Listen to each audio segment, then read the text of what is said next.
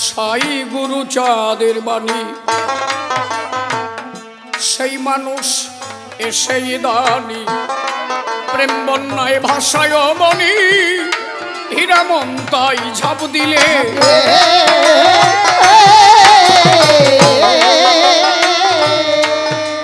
আমার গোসাই গুরু, আমার গোসাই গুরু চাঁদের বাণী, সেই মানুষ এসে দানি, প্রেম বন্যায় ভাষায় মনি, হীরামন্তাই ঝাঁপ দিলে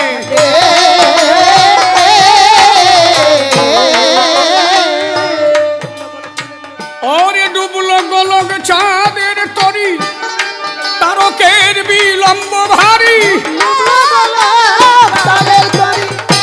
তারকের বিলম্ব ভারী, আর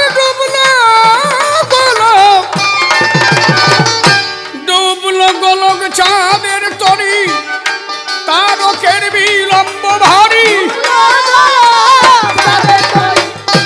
তারকের বিলম্ব ভারী, মহানন্দ কয়াই ডুবে মরি, মহানন্দ কয়াই ডুবে মরি, সবে হরি চাঁদ বলে যাবে গবর ঘাটে, আয় চলে যাবে গবর ঘাটে, আয় চলে।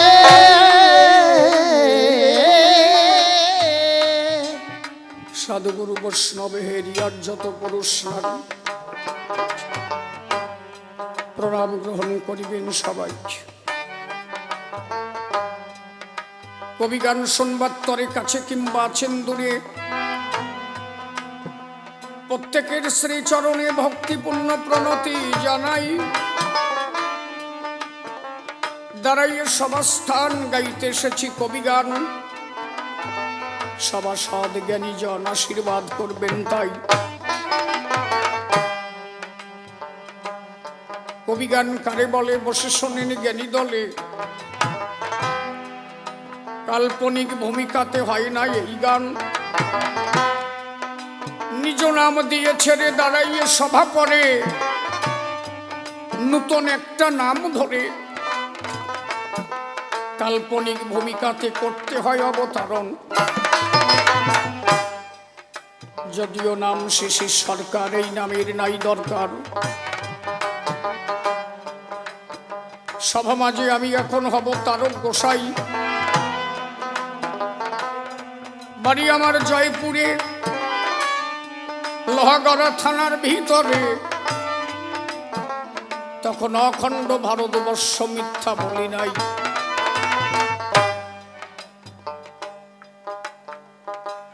সমস্ত গান হতে শ্রেষ্ঠ কবি গান। যারা কবি গান প্রত্যেকটা কথা তারা ছন্দে যোগান দেন, ছন্দের মধ্য দিয়েই তারা চালনা করেন সভাস্থান। মতুয়াদের ভিতরে কবি গানটা সব থেকে শ্রেষ্ঠ গান,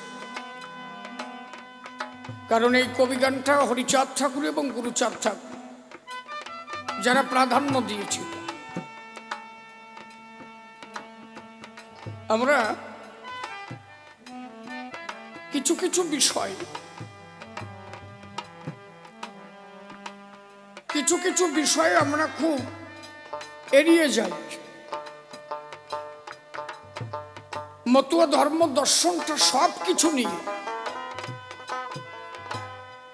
একটা থেকে অন্যটা বাদ দেওয়া কোনোভাবে সম্ভব নয়।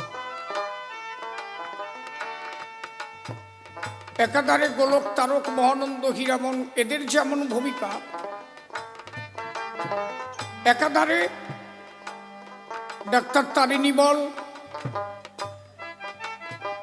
ডেপুটি ম্যাজিস্ট্রেট সাহেব ছিলেন কুমুদ বিহারী মল্লিক, একাধারে সিএস মির সাহেব, একাধারে ছিলেন নিবারণ কর্তা। দুটো সমাজ একত্রিত হয়েছিল, একাধারে শিক্ষিত আর একাধারে ছিল তারা আধ্যাত্ম। তারিণী বলকে গুরুচাঁদ ঠাকুর বললেন কি, তারিণী তুমি ডাক্তার হও। আর বিচরণ কর্তাকে বললেন যা তুই মুখ দিয়ে যা বলবি তাই বল।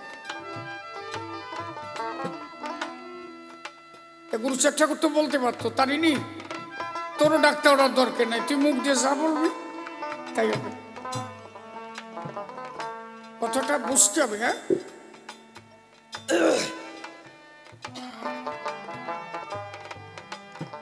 তারিণীকে ডাক্তার বানাবো, বলো দেখ আমার বিচরণ মুখ দিয়ে যা বলবে তাই হবে, কিন্তু যারা নেবে তাদের মধ্যেও ভক্তি থাকার দরকার আছে। কিন্তু তারিণী তুই ডাক্তার হবি, মেডিসিন দিবি, ও ভক্তি থাকলেও কাজ হবে, না থাকলেও কাজ।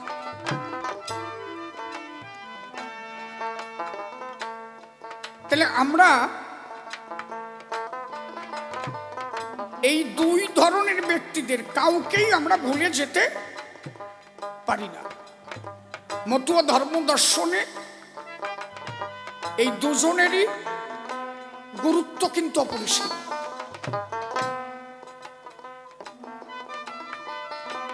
এসব কথা তো মিথ্যা না। তার গোসাই ঠাকুরকে বলল বাবা আমার গান কেউ শোনে না, বলেন একটা কাজ কর, সাত বাজারে ঢেরা দে, তারকের গান কেউ শোনে না, তারকের গান কেউ শোনে না। বলে সাত বাজারে ঢেরা দিবি, শুধু বলবি যে আমার গান কেউ শোনে না। বলে সাত বাজারের মানুষকে যখন তুই জানাবি যে আমার গান কেউ শোনে না, তারপরের থেকে যে আসরে দাঁড়াবি দেখবি সবাই তোর গান শোনে। তারপরের থেকে তার গোসার গান সবাই শোনে। সাত বাজারে ঢেরা দেবার পর হরিবর সরকার মানে মতুয়া সমাজে কবিদের এত গুরুত্ব কেন? তার গোসাই কবি গান গেয়েছে, অশ্বিনী গোসাই কবি গান গেয়েছে, হরিবর সরকার কবি গান গেয়েছে, মনোহর সরকার কবি গান গেয়েছে, রাজেন্দ্র পাগল কবি গান গেয়েছে। এমনকি এত বড় বিদগ্ধ পণ্ডিত ছিলেন রাজেন্দ্র পাগল। কলকাতা ইউনিভার্সিটিতে যেদিন কবি গান হয়, সাহিত্যিক কবি যারা রাজেন্দ্র পাগলকে বলেছিল তারা, আপনাদের তো বলে চারণ কবির ধারা, আপনারা যে কয়টা কথা বলেন আসরে দাঁড়াইয়ে সঙ্গে সঙ্গে ছন্দ তোলেন, প্রত্যেকটা কথা ছন্দের মধ্যে দিয়ে চালনা করেন। তাহলে আজকে আপনি গান গাবেন, আমাদের কথা নেবেন, ক বর্জিত করে গান গাবেন। আপনার একটা ওয়ার্ডের ভিতরে যেন ক অক্ষরটা না থাকে। পারবেন? কবি তো দুই ধরনের, একটা সাহিত্যিক কবি আর একটা চারণ কবি। আমাদের চারণ কবি কেন কয়? আমরা আসরে দাঁড়াইয়া তাৎক্ষণিক ছন্দ ছড়াই, যে কয়টা কথা কব প্রত্যেকটা কথার মধ্যে আমরা ছন্দ দেব।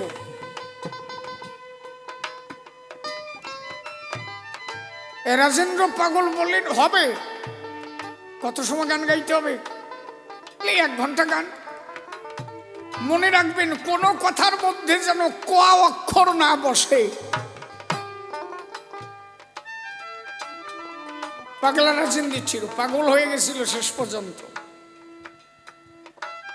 মানুষ যখন একটু অল্প জানে তখন মনে করে বিরাট কিছু জানি বেলাইছি। পরিপূর্ণ জানা কোনোদিন তো কেউ জানে না।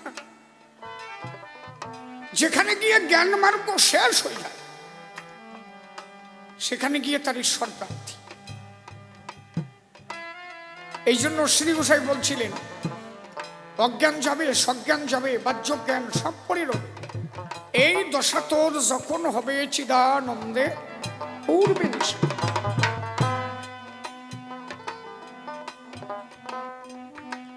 ঈশ্বর প্রাপ্তি হয় কখন? সেই বিশ্বাসটা রাজেন্দ্র পাগলের মধ্যে ছিল সর্বক্ষণ। অত বিদগ্ধ পণ্ডিত হয়েও গুরুচার ছাড়া কিছু বসত না। পাগল হলো কবির থেকে জানো? ওরা কান্দি গেল, গুরুচার ঠাকুর বসে আছে। মা কথা বলিস, আমার দিক থাকে, তোদের ঠেলায় গানে আসা, কথা কষ্ট। গুরুচার ঠাকুরের কাছে গেল। রাজেন্দ্র পাগল তখন কবি সম্রাট, আর যারা একটু কবি টবি হয় তাদের মধ্যে একটু ভাবটাব একটু থাকে, মানে ভাবটাব থাকে যে রাজেন্দ্র পাগলের যারা শিষ্যবর্গ তারা ওই তেল টেল মাখায় টাকায় দিত। ওরাকান্দি যাওয়ার পরে গুরুচার ঠাকুর বললেন, রাজেন তুমি তো ওরাকান্দি আসছো, তো ওরাকান্দি যে আসে কর্ম না করে কেউ ভাত খায় না, কাজ করে খেতে হবে। রাজেন্দ্র পাগল ভাবলেন যে না আসাই ভালো ছিল, আমি একজন কবি সম্রাট, আমার কাছে আরো কয়েকজন এসে যত্ন আহ্বান করবে, সেসব ভাবনাই আমারে বলে যে কর্ম করে খেতে হবে। বলে তা আমি কি কর্ম করব? বলে সবাই যা করে তাই করো, ওরাকান্দির ভাত খেতে হলে একটু কর্ম করে খেতে হবে। তো উনি ঘুরিয়ে ঘুরিয়ে ওরাকান্দিটাকে দর্শন করছে। প্রথম ফার্স্ট ওরাকান্দি দর্শনে গেছে। গুরুচার ঠাকুর দাঁড়িয়ে আছে। সবাই যখন খেতে বসছে, রাজেন্দ্র পাগল ভাবলেন তাহলে আমিও দুটো খাই। তা খেতে বসতে গেছে, এর মধ্যে গুরুচার ঠাকুর বলেন, ও রাজেন সে কাজ তো করলে না, খাতি বসো বলে ভাত খাওয়া পরে আগে কাজ করো ওরাকান্দির বাজার, কর্ম ছাড়া ওরাকান্দির ভাত জোটে না। রাজেন্দ্র পাগল মনে মনে ভাবলেন যে এবারই আর জীবনে আসবো, খাওয়ার সময়ও বাধা, এরা এত বড় গাধা, আমি এবারই আর আসবো। তবে আসছি যখন, কি কর্ম করলে দুটো অন্ন সেবা নেওয়া যায়? ঠাকুর গুরুচাঁদকে বললেন, আচ্ছা আমি কি করবো আপনি বলেন। কে আছিস ওখানে, এটা দা নিয়ে তো, এটা দা এনে এই রাজেন্দ্র পাগলের হাতে দে। দাখানা হাতে দিয়ে বললো কি, যাও ওই কামনা সাগরের পারে একটা গাছের ডাল কেটে দিয়ে আসো, অন্তত ডালটা কেটে এসে একটু পরিষ্কার করো, তারপরে খাও। ডালটা কেটে কামনা সাগরের স্নান সেরে সবে মাত্র অন্ন প্রসাদ গ্রহণ করতে গিয়েছে, এর মধ্যে একটা ছেলে ও এসে গুরুচাঁদ ঠাকুরের পা জড়িয়ে ধরে কাঁদছে, বাবা আজকে তুমি যদি না থাকতে আমার ভাইটা বাঁচত। এটা তো তোর ভাই আবার কি হচ্ছে? রাগারাগি করিয়ে ও আম গাছে ডালে গলায় ধরে দিয়েছে। আমরা তো কেউ বাড়ি ছিলাম,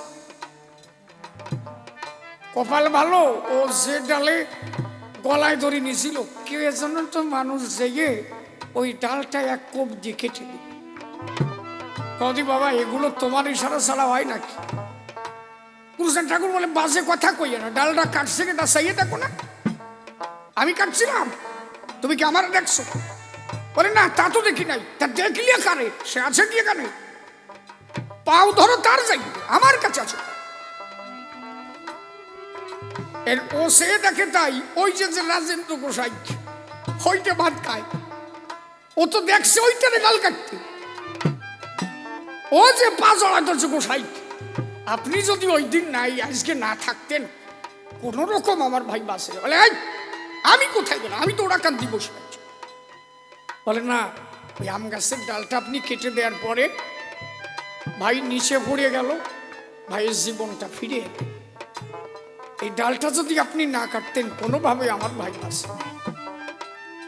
গুরুচাঁদ ঠাকুর পাশে এসে বলছে, রাজেন ভালো কর্ম করিস, দেখছো একটা জীবন তুমি দিয়ে দিলে। বলে আমি দিলাম? বলে তুমি জানো না এইখানে যে ডাল তুমি কেটেছো তাইতে ওর আম গাছের ডাল কাটা পড়ে গেছে, ও যে গলায় ধরে নিয়েছে সে খবর তো আমি জানি, এই জন্য তোমার বললাম একটা ডাল কাটো। এই জায়গার ওই যে একটা ডাল কাটলে না, সেই ডাল ওই ডাল। রাজেন্দ্র পাগল বললেন আমি আর কবি গাবো না, এ গান আর গাবো। কি করলে জায়গায় বসে বিশ্ব দর্শন করা যায়, আমাকে তাই দেওয়া হোক। গুরুচাঁদ ঠাকুর বললে নয়, সাদা জায়গা পড়া জানো? ওই যে দুটো কলি পড়ো না, দুটো পয়ার পড়ো, হরিচাঁদ চরিত্র শোভা প্রেমের ভান্ডার, আদি অন্ত নাহি যার বেদে অগোচর। ওই মাঝখানে সাদা টুকে কি লেখা জানো? যে জায়গা কালিও নাই, কিছু নাই, খালি সাদা, ওই জায়গা পড়তে জানো? বলে না, তা পড়ি নাই। ওই জায়গা যদি পড়তে পারো তাহলে জায়গায় বসে বিশ্ব দর্শন করতে পারো। একমাত্র এটা প্রেম আর ভক্তি দ্বারাই হতে পারে।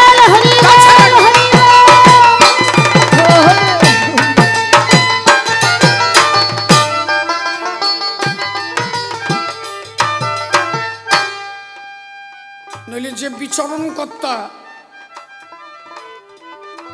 কোনোভাবে তার আক্ষরিক জ্ঞান নাই, সেই বিচরণ কর্তা কিভাবে শ্রী শ্রী হরি গুরুচাঁদ চরিত্র সুধা, শ্রী শ্রী গুরুচাঁদ মাহাত্ম্য, এসব গ্রন্থগুলো লেখে কিভাবে? এটা ভাববার বিষয় না। এসব আধ্যাত্মবিদ্যার প্রভাব। মানুষ একবার তারে জানতে পারবে, এটাই একমাত্র জ্ঞান থাকতে সম্ভব নয়। আর পূর্ণ জ্ঞানী যারা, শূন্য জ্ঞানী হয়ে যায় তারা। আমরা কিছু পুঁথিগত বিদ্যান হয়ে সেই সত্তাটাকে ভুলে যাই, তাই না? কিন্তু না,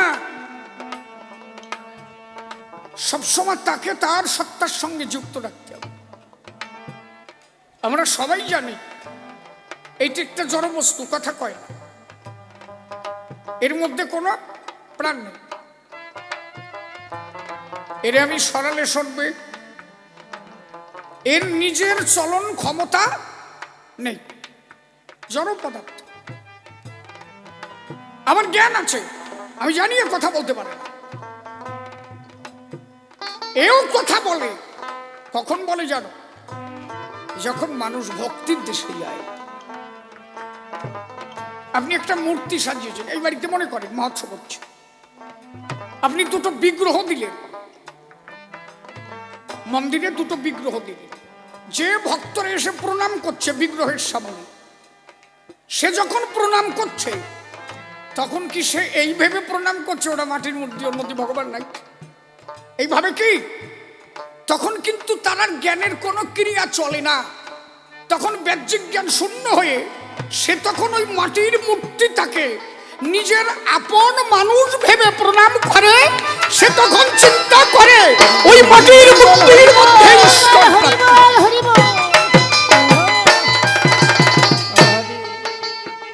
এটা একমাত্র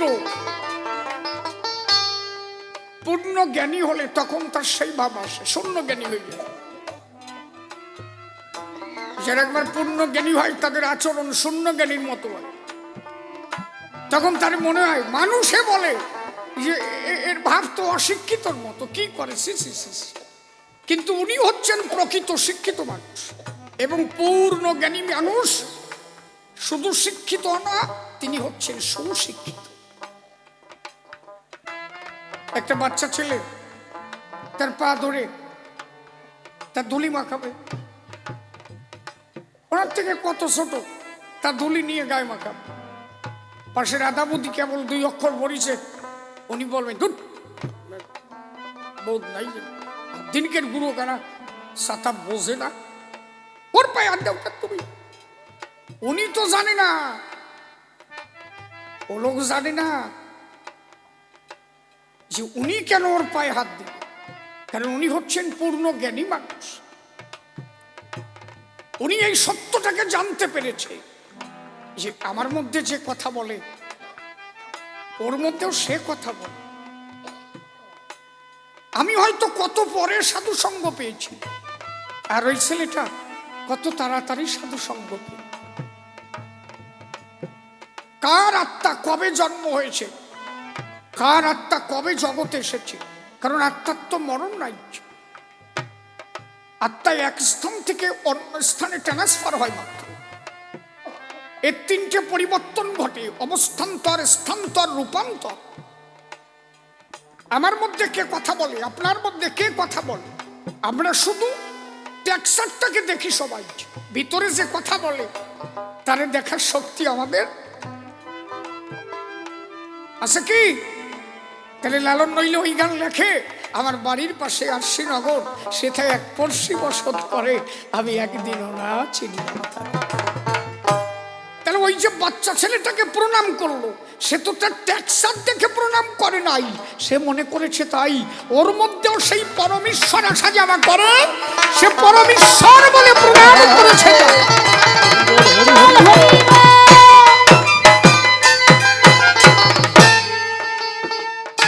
এই জন্য মানুষ যখন পূর্ণ জ্ঞানী হয়ে যায় তখন শূন্য জ্ঞানীর মতো আচরণ করে,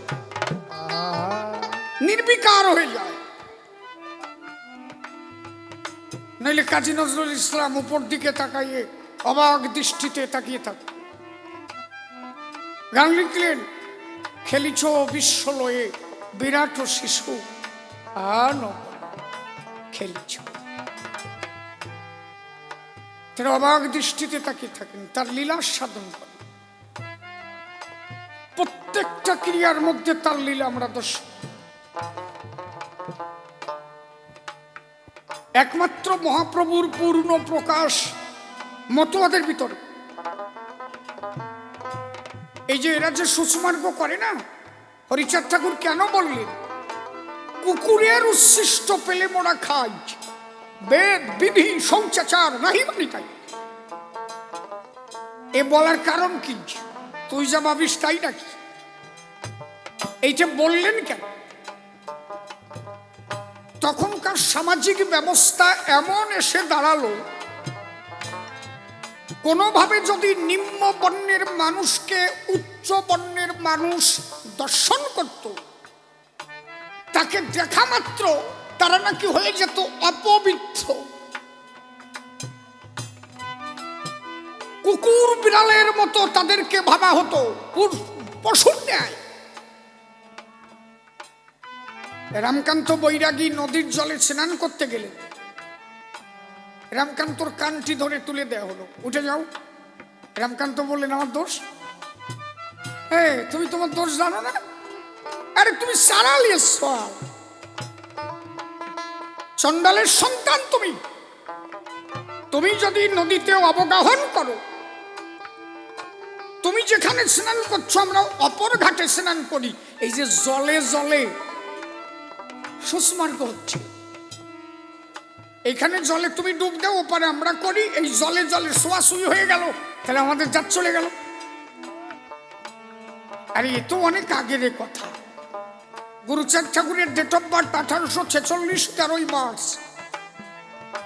আম্বেদকরের ডেট অফ বার্থ 1891। 45 থেকে 46 বছরের ছোট গুরুচাঁদ ঠাকুরের থেকে আম্বেদকর সাহেব, এবং গুরুচাঁদ ঠাকুরের জ্যেষ্ঠ পুত্র শ্রী শশীভূষণ, তার ডেট অফ বার্থ 1867। আম্বেদকরের থেকে 25-26 বছরের বড় শশীভূষণ ঠাকুর। আম্বেদকরের লড়াই অনেক পরে। ঈশ্বরচন্দ্র বিদ্যাসাগর গুরুচাঁদ ঠাকুরের থেকে কিছুটা বড় ছিল, ওনার ডেট অফ বার্থ ছিল 1820 কি 21 বোধ হয়, 20 না 20। তাহলে গুরুচাঁদ ঠাকুরের জন্ম যদি 1846 হয় আর ওনার যদি 20 হয়, প্রায় 26 বছরের বড় বিদ্যাসাগর। তিনি একটা কথা বললে মেনে নেওয়া যাবে, কিন্তু আম্বেদকরকে জানতে গেলে আগে গুরুচাঁদকে জানতে হবে। এই কথাগুলোই এই আমাকে কিছু শিক্ষিত একে বুঝে উঠতে পারলাম। আরে 1906 সালে এক ফার্স্ট নমশূদ্র সমাজের চাকরি। আম্বেদকর সাহেব তখন স্টাডি জীবন, লড়াই কোথায়? লড়াই তো অনেক পরে। গুরুচাঁদ ঠাকুরের লড়াই শেষ, গুরুচাঁদ ঠাকুর তৈরি করে গেল আম্বেদকরের, আম্বেদকরের লড়াই সূচনা হলো। এটা একমাত্র গুরুচাঁদের কৃপা।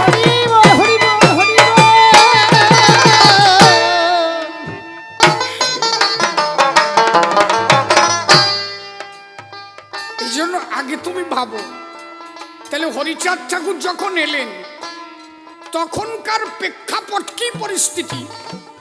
আম্বেদকর সাহেব যখন স্কুলে স্টাডি করলেন, উনি যখন জল পিপাসায় ছটফট করতেন, কোন পাত্র ওনাকে স্পর্শ করতে দেওয়া হতো না। কোন পাত্র, উপর থেকে জল ঢেলে দেওয়া হতো, ওনাকে বলা হতো তুমি হা করে থাকো। উপর থেকে জল ঢেলে দেওয়া হতো, সেই জল ওনাকে পান করতে হতো। কোনো পাত্র স্পর্শ করতে দেওয়া হতো না। কেন? ওরা বলতো তুই তো মহারের সন্তান, কোনো পাত্র স্পর্শ করলে তাতে আমাদের সূচি লেগে যাবে। তাহলে আম্বেদকর সাহেবের আমলে যদি এই পরিস্থিতি থাকে, হরিচাঁদ ঠাকুরের আমলে কি ছিল? ভাববার বিষয় না? কঠিন থেকে কঠিনতম এই মতো পরিস্থিতিতে হরিচাঁদ ঠাকুর ওই বাণী দিলেন, আরে তোরা তো মানুষকে অসুজ ভাবিস। আমি হরিচাঁদ বলছি, মানুষ তো ছাড় দূরের কথা, কুকুরের উচ্ছিষ্ট পেলে আমি খাই। মানুষ তো দূরের কথা, আমি কুকুরের উচ্ছিষ্ট পেলে, মানে কুকুরের এঠো প্রসাদ খেলেও আমি খাই, আর মানুষ পেলে আমি কি করি? এই জন্য হরিচাঁদ ঠাকুর বলেছিলেন, জীবে দয়া নামে রুচি, মানুষেতে নিষ্ঠা, ইহা ছাড়া আর যত সব ক্রিয়া ভ্রষ্টা। কিছু কিছু বৈষ্ণব সমাজ যেটা মহাপ্রভু কোনোদিন চান নাই, এরা মহাপ্রভুর ভাবটাকে টোটালি বদলে দিল। লড়াই তো মহাপ্রভু শুরু করেছিল ব্রাহ্মণ্যবাদের বিরুদ্ধে। মহাপ্রভু ওই কুলে জন্ম নিয়ে বিরুদ্ধে লড়াই করেছিল যে তোমরা যা বলছো এটা ঠিক নয়, ঈশ্বর প্রাপ্তি হতে গেলে কোনো সুচমার্গর প্রয়োজন নাহি মেলে। তাই যদি হতো তাহলে রোহিদাসের চামড়ার ভিতরে কি আর গঙ্গা আবির্ভূত হতো? বৈরাগী এতবার স্নান করো, যার চরিত্র ভালো না তারে গঙ্গা জলে সুবই দলীয় কাজ হয় না, আর যার চরিত্র ভালো সে পায়খানার মধ্যে ডুবে থাকলেও ঈশ্বর তার কাছে যেতে বাধ্য। কেন জানো?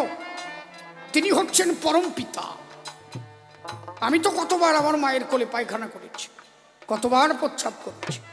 মা তো ভাবতে পারতো, মা তো ঘৃণার জন্য আমাকে ফেলে দিতে পারতো। পারতো কি? কই, মা তো ফেলেনি, মা তো আমাকে কোলে টেনে নিয়েছে। আমার মা বাবা যেমন, ঈশ্বরকে যদি আমি তেমন পরম পিতা ভাবি, আমার গায়ে পায়খানা থাকলেও তিনি পরিষ্কার করে আমাকে নিতে বাধ্য, যদি আমার চরিত্র পবিত্র থাকে, যদি আমার প্রেম ভক্তি থাকে। হরি বল, হরি বল।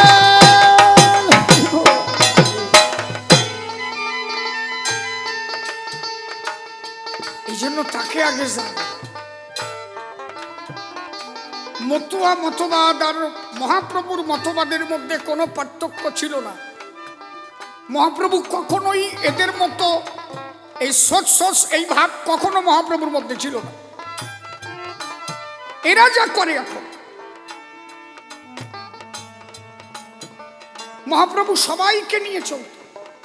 আচণ্ডলে হরিনাম দিয়েছিল মহাপ্রভু।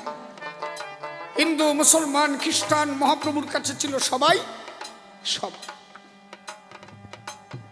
মহাপ্রভুর ভাব যদি কেউ বোঝে, সে মতুয়ার হয়ে যাবে, একদম মতুয়ার ভাব ধরবে। আর এরা মহাপ্রভুর ভাব ধরে কেউ রাজা সেজে, কেউ মহারাজা, এই ভাবটা তো মহাপ্রভুর মধ্যে ছিল না। মহাপ্রভু সবাইকে সমান চোখে দেখেছিলেন, যার কারণে হয়তো আজও পর্যন্ত মহাপ্রভুর মৃত্যু রহস্যের কোনো হদিশ পাওয়া গেল না। কারণ উনি উঁচু হয়ে নিচের মধ্যে মিশতে চেয়েছিল, বাধাটা সেইখানে হল।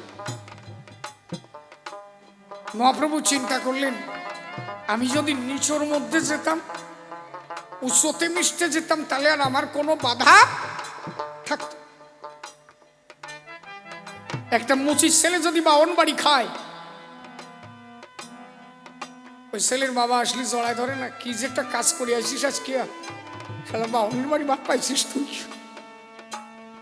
আর বাউনের ছল যদি মুচির বাড়ি খায়, বারো ইয়েতে তারা ঘুরিয়ে ফেলে না। মানে নিচতে জন্ম নিয়ে যদি উঁচুতে মিশতে যায় তাতে কোনো বাধা থাকে না, কিন্তু উঁচু থেকে যদি নিচতে মেশে, এটা বাউনের মাইয়ে বিয়ে দেবো কত জ্বালা বুঝবানি ঠেলা কি। আর তোমাকে মাইয়ে তারা বিয়ে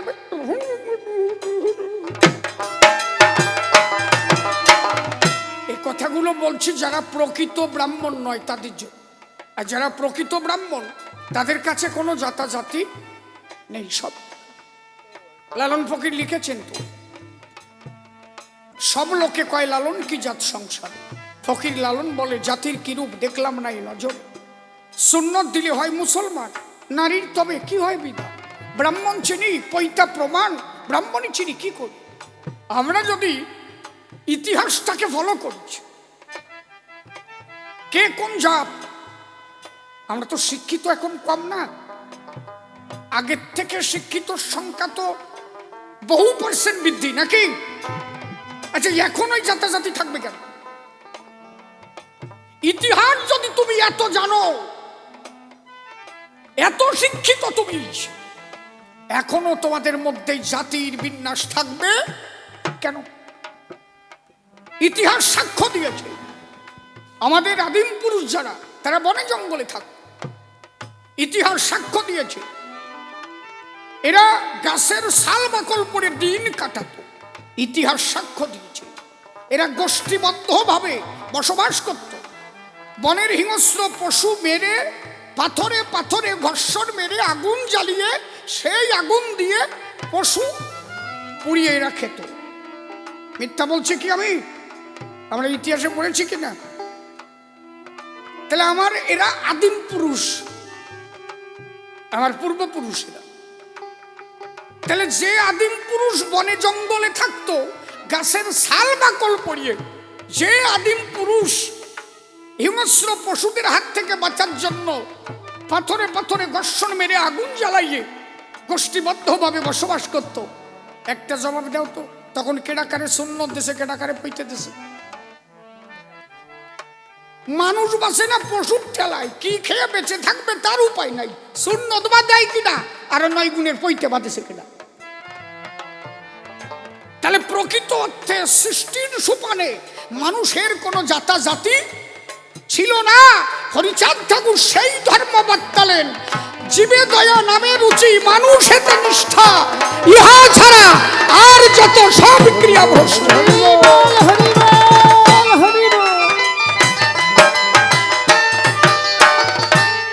আগে তুমি মানুষকে ভালোবাসো, মানুষকে অবহেলা করে কোনো ধর্ম হতে পারে না। মানুষটা শ্রেষ্ঠত্ব পায় তার কর্মের দ্বারায়। যে যেমন কর্ম করবে সে তেমন ফল ভোগ করবে। ঠাকুর পূর্ণভাবে বললেন, দেখ ভণ্ডামি ছেড়ে দে, কোনো কিছু দ্বারা ঈশ্বর প্রাপ্তি নয়। ঈশ্বর প্রাপ্তি হতে গেলে একটা বিশুদ্ধ চরিত্রের মানুষ হতে হবে। ঘর ছেড়ে তুই বৈরাগী হবি, কে বলেছে তো? এই নারী যদি এত খারাপ হতো তাহলে লক্ষ্মীর পাশে নারায়ণ, রাধার কাছে কৃষ্ণ, রামের কাছে সীতা, মহাপ্রভুর কাছে বিষ্ণুপ্রিয়া, হরিচাঁদের কাছে শান্তি মাতা, ভগবান যে কয়টা, বউ সারা কোনটা? কথা কও, একটা আছে বউ সারা ভগবান কোনটা? কও একটা দেখাও দি আমার। মূল যে 5 জন, নারায়ণের কাছে লক্ষ্মী, রামের কাছে সীতা, রাধার কাছে কৃষ্ণ, মহাপ্রভুর কাছে বিষ্ণুপ্রিয়া, শান্তি মাতার কাছে হরিচাঁদ। তাহলে তারা যদি বউ নিয়ে, এর মানে কি? ঈশ্বর যুগল রূপে এসে দেখালেন যে নারীকে সঙ্গে রেখেও ঈশ্বর প্রাপ্তি হয়। তাহলে বৈরাগী বউ সারি আর এক জায়গা দিয়ে কুরুত কল মারি বেড়াও কেন? ব্যাপারটা কি? এই জন্য আমার ঠাকুর বললেন, লইয়ে নিজ নারী ব্রহ্মচারী, সচ্চরিত্র রবে, হাতে হাতে কাম মুখে নাম সদা সত্য কথা কবে। দেখো শ্রীহরির দুটো জগৎ। কোথায় যাচ্ছিস? তোরে আসতে কলো কেনা?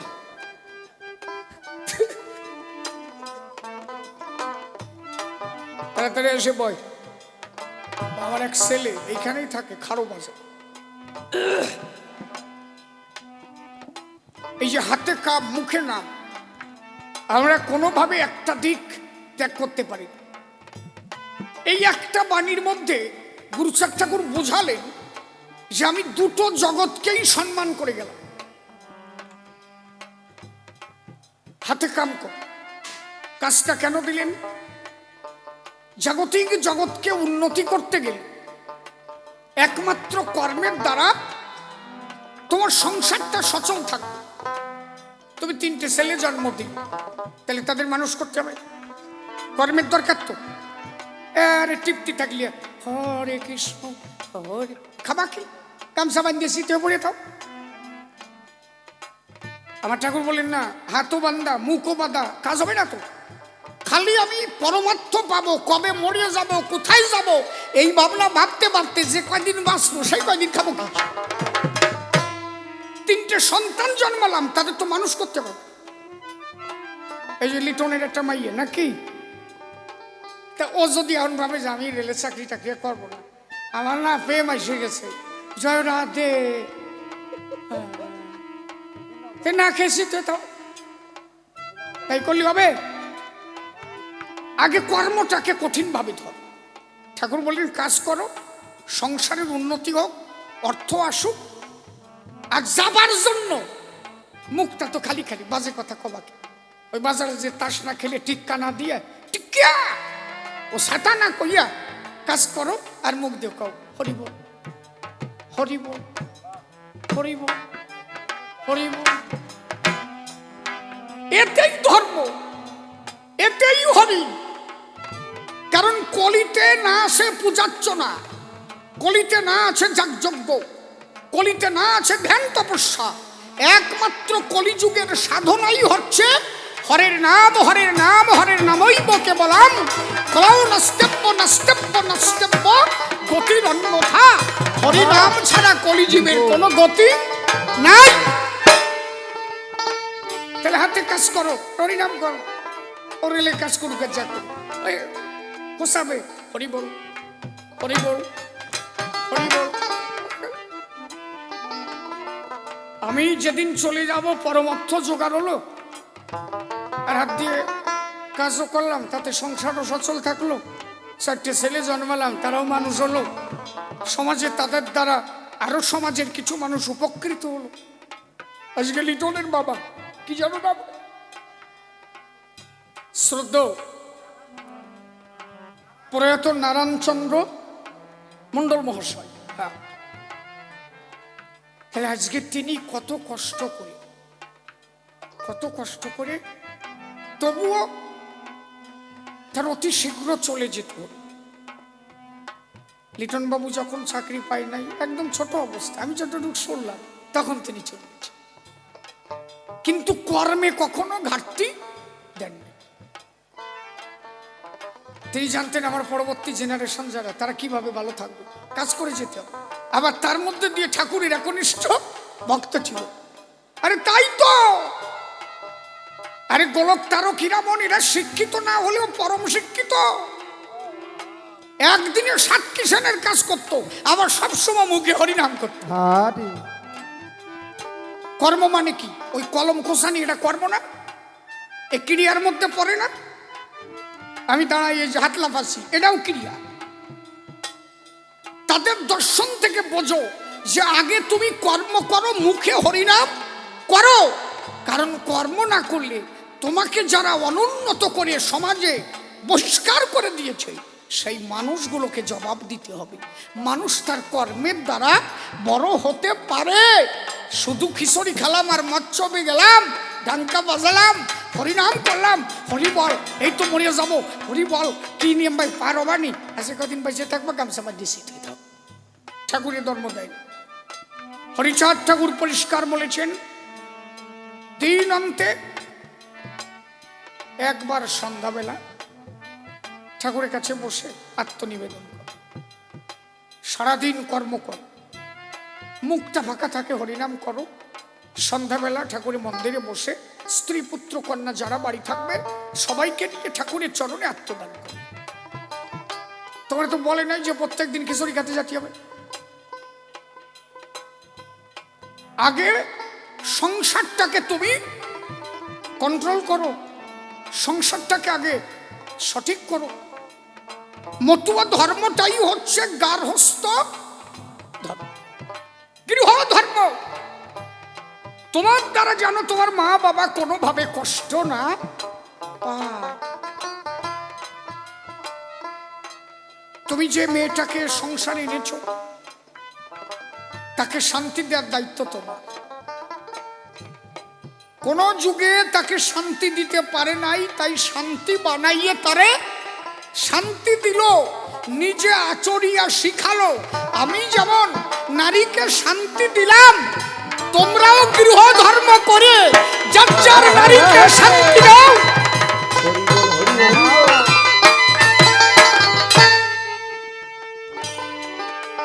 এক নারী ব্রহ্মচারী। অনন্য যুগে ভগবান যে কয়জন প্রায় 2-1টা বিয়ে, এটা বেতাল। শ্রীকৃষ্ণের 16,000-8টা বিয়া, এটা বেতাল। মহাপ্রভু চাই নাই, তাও 2 বিয়ে হয়ে গেল। কথা মিথ্যা বলছি নাকি নাকি? একটা মা হাতুসো করে কক দিয়ে যা আমারও স্বামী আর এক বিয়ে করুক, কেউ চাবে? ঠাকুর বললেন না, এভাবে আমি আর দেবো না। এবার আমি যাব নিজে আচরিয়া ধর্ম দেব। এক নারী নিজে নিয়ে এক নারীতে শিক্ষা দিবে। আমি যা করি তোমরাও তাই কর। আমি যা সরে এখন দাঁড়ায় যদি কই, শোনো, পরের বধূ দেখে কখনো আলাদা চোখে তাকাবা না, মহাপাপ। চোখ ঠিক রাখো।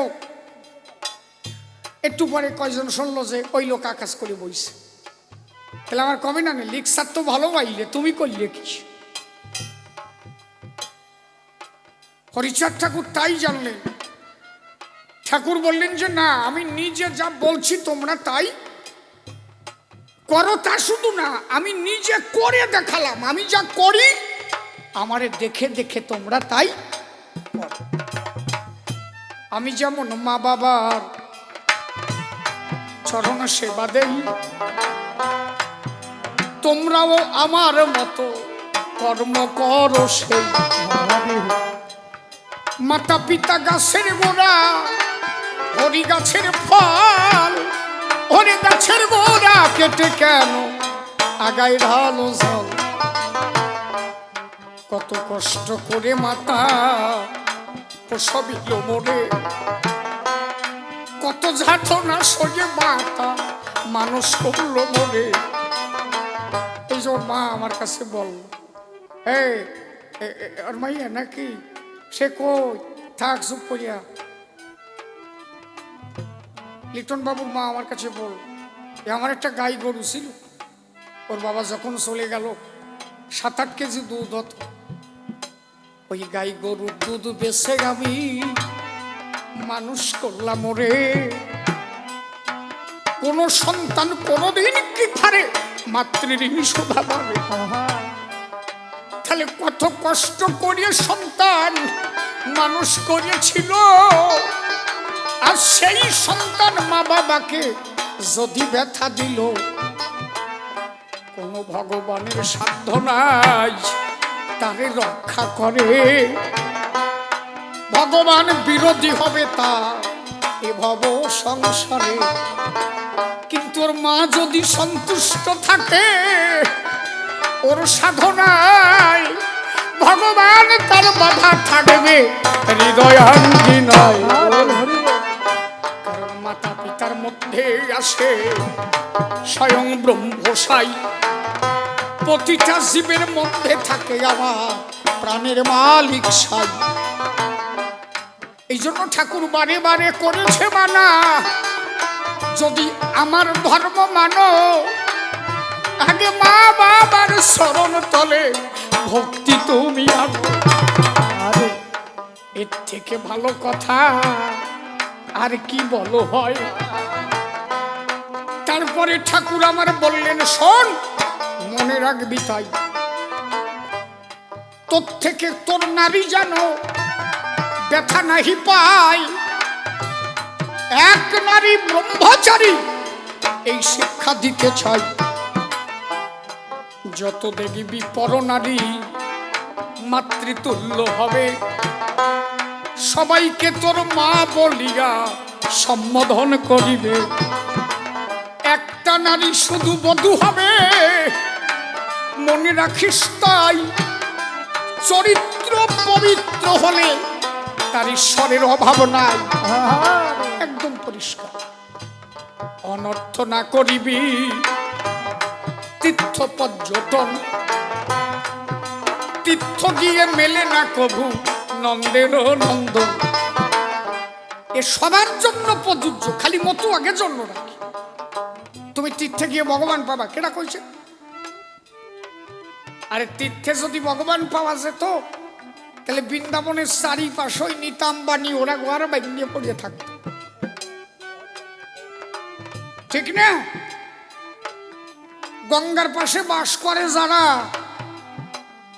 এই আমরা যাই গঙ্গা জল প্যাকেট প্যাকেট ভরে নিয়ে আসি। গঙ্গা জলেই যদি ভগবান মিলতো, তাহলে যারা গঙ্গার পাশে বাস করে ওরা দিন বই ডুবতি থাকে। ওরা তো ভগবান ভাষায় বাঁধবে না ভাই। আর আমার অশ্বিনী গোসাই বলছে, না রে, ভগবান কিছু হয় জানিস? যার চরিত্র পবিত্র, হৃদয় সদা প্রেমানন্দে ভাসে, এ মহাদেশে তার অভিনব কিছু। কি সুন্দর কথা না? কথা বোঝা যাচ্ছে না নাকি? এর চেয়ে ভালো কথা আছে নাকি? কত সাদা তীর্থে যেয়ে 5,000 টাকা ব্যয় করে আসি, বাড়ি এসে দেখলে তোমার মা বাবা ভাত পায়, কি হবে? তীর্থে যাই আরো পাপ ডাইয়ে নিয়ে এসে ওই 5,000 ওই জায়গা ব্যয় না করি, প্রত্যেক দিন 100 টাকা খাবার বাড়ি আনো,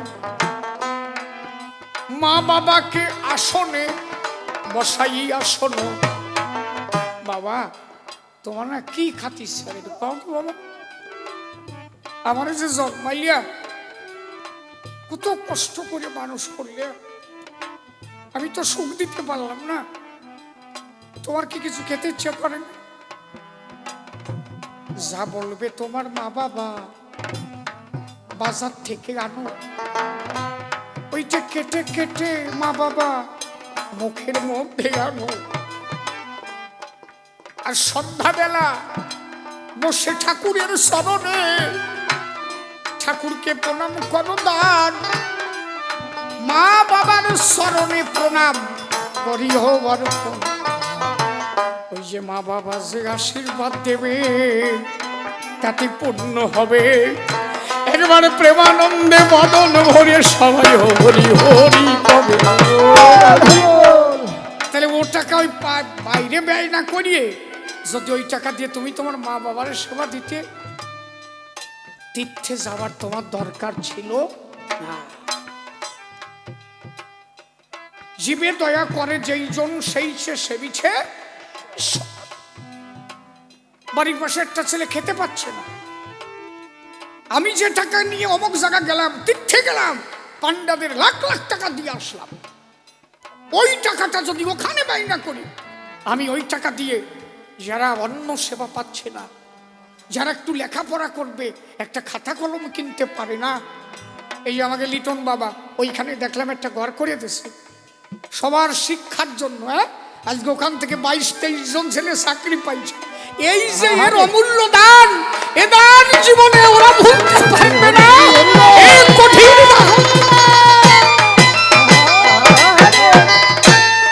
আরে গুরুসান ঠাকুর তো তাই চাইছিল, মতুয়া তো লিটন, পাকা মতুয়া, খালি ডাঙ্কায় বারলি মতুয়া, পাকা মতুয়া যদিও হয় আমার লিটন কি। গুরুসান ঠাকুর তো চাই চাইছে তুমি একা শিক্ষিত হও না, সুশিক্ষিত হও, তোমার দ্বারা যাতে আরো 10 জন শিক্ষিত হতে পারে সেই প্রচেষ্টা চালাও। আর যদি একা হয়ে একার মতো থাকো, এটা তো তোমার স্বার্থ সিদ্ধির কাজ। তুমি যে কিছু পেলে সবার মধ্যে বিলিয়ে যাও, সবাই তোমাকে মনে রাখুক। ঠাকুর গুরুচাঁদ কি দেন না, এদের কি দেন না, উনিও তো ভাবতে পারত এটার জন্য আমি এত কিছু করবো কেন, ছাতা দিয়ে দরকার নাই, তা তো ভাবি নাই। যেদিন গুরুচাঁদ ঠাকুর স্কুলে ভর্তি হতে গেল, তখন ওনার বয়স হচ্ছে 7 বছর। পদ্মবিলা দশরথের বাড়ি, সেখান থেকে চলে গেল গোলকীর্তনিয়ার বাড়ি। 3 বছর ওখানে পড়াশোনা করে যখন আসলো ওরাকান্দি, হরিচাঁদ ঠাকুর হাতে ধরে নিয়ে নিয়ে বিভিন্ন স্কুলে গেল। কোন স্কুলে তারে জায়গা দিল না। এই কথা কইছে, এটা কোনটা ছেড়ে গ্রুপ দিয়ে সাথে বোঝে না, কিন্তু সুকতা মা আমার কত ভালো গান শুনতেছে, পান্তে দোলে এসে খালি কথা কইছে, খালি কথা কইছে।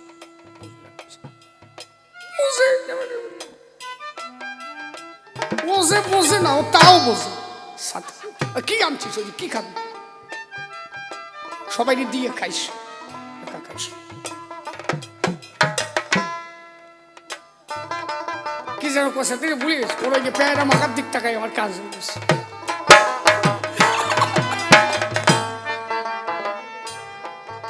হ্যাঁ, দশরথের বাড়ি।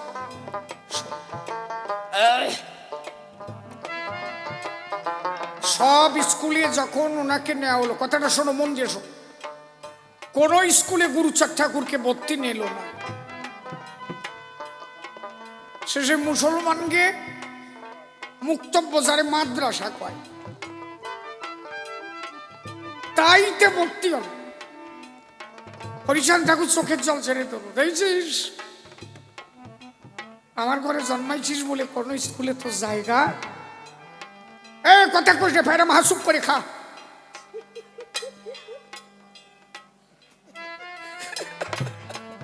বোঝে না, সাটা কথা বোঝে না, শুনিয়ে ডাক।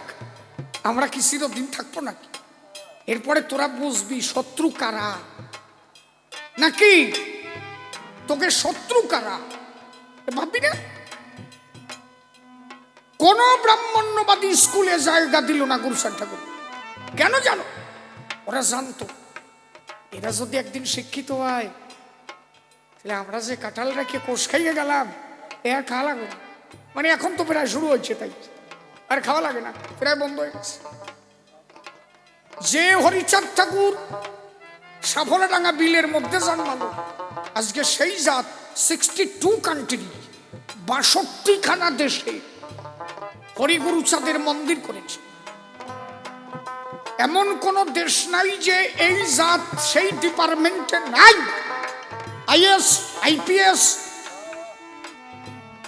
উকিল, পাইলট, জজ, কোন জায়গা নাই একটু দেখান। কিন্তু 1906 সালের আগে এই জাতের একজনেরও চাকরি নাই, নাই, নাই। প্রথম এই জাতের প্রথম চাকরি এট ফার্স্ট গুরুচাঁদ ঠাকুরের জ্যেষ্ঠ পুত্র শ্রী শশীভূষণ। মাত্র এই কয়টা দিনের মধ্যে এরা ছাইয়ে বেলাইছে। আমার তো মনে হয় আর 1000 বছর পরে এমন কোন জায়গা নাই যে হরি গুরুচাঁদের নাম প্রচার হবে না। সর্বত্র হরি গুরুচাঁদের নাম প্রচার হবে।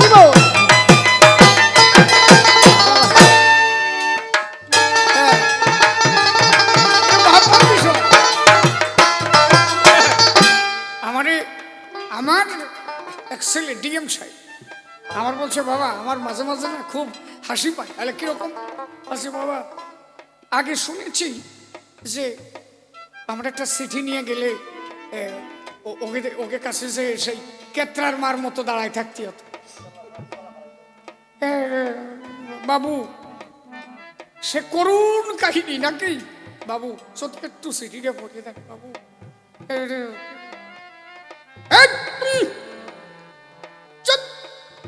ওখানে 1 কুইন্টাল চলা ছোটা ফেলে দে। পড়তে কত কষ্ট জানিস? ওই কি লেখা দেখেছিস? কি পেশাইয়ে পেশাইয়ে কত কঠিন। ওই চলাটা ফাড়িয়ে দে, দিবানি ভরি দেবানি। 1 মন চলা ফাড়াইছে। আর সে বাবু এবার বলেন, শোন তোর ছেলে কি লিখেছে। ওখান থেকে চিঠিতে লেখছে, বাবা তুমি কি এত তাড়াতাড়ি সবটুক পড়া যায়? কত কঠিন তুই জানিস না? যা যা ওই 5 বালতি জল তুলে দে, এরপরে টুকবাল বানিয়েছে। 5 বালতি জল তুলে আসছে, বলছে সব জল কি লাগে কি বাবা তুমি কেমন আছো? কাছে না ভালো লাগছে। তারপরে এত তাড়াতাড়ি ভাই ওই নদীর থেকে তোর ওই তোর গরুমার কাপড় চোপড় নাড়া আছে, ওগুলো তো এনে দে না, বৃষ্টি আসবে। মানে 1 চিঠি পড়াতে সংসারের কাজ কমপ্লিট। কি অত্যাচার বোঝো। আর ও আমার বলছে, বাবা এখন ওই বাউনরা যখন আমার সামনে আসে কয়ে যে বাবু একটা সিগনেচার করে দেন তো। কয়ে আমি মনে মনে হাসি, ওরে শালারা একদিন আমাকে চিঠি পড়া এরকম দাঁড় করায় রাখছিলি, আর এখন আমাকে কাছে এসে করছে একটা সিগনেচার দেন তো।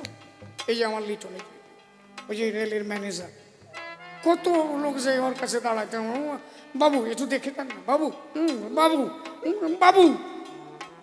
একসময় ক্যাতরা কইয়ে ঠেলে বেলাইছ, আর এখন বাবু কইয়ে পারো না। এ দান একমাত্র হরি গুরু চাঁদের দান। হরি গুরু চাঁদকে কোনোদিন ভুলে যেতে পারে না। তার অবদান কোনোদিন ভুলতে পারো। এ বড় কষ্ট। তুমি কালী বজো, দুর্গা বজো, মনসা বজো, যা বজো বজো, যেদিন